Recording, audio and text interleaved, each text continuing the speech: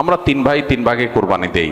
এক ভাইয়ের অবস্থা ভালো, তাই সে বেশিরভাগ টাকা দেয়, আর আমরা অল্প কিছু পরিমাণ শরিক হই। তাহলে কি আমাদের কোরবানি আদায় হবে কিনা? এটা একটা গুরুত্বপূর্ণ প্রশ্ন। কোরবানি দেওয়ার ক্ষেত্রে বিশেষ করে যখন ভাই ব্রাদাররা মিলে কোরবানি দেন, তখন এরকম পরিস্থিতি তৈরি হয়। একটা গরুর দাম ধরেন 70,000 টাকা, তো এক ভাই তার উপার্জন অনেক কম, সেজন্য সে 5,000 টাকা দিছে, আর বাকি টাকা যেটা আছে সেটা হয়তো বাকি ভাইরা দিস। কোরবানি হবে কিনা? উত্তর হলো কারোর কোরবানি হবে না।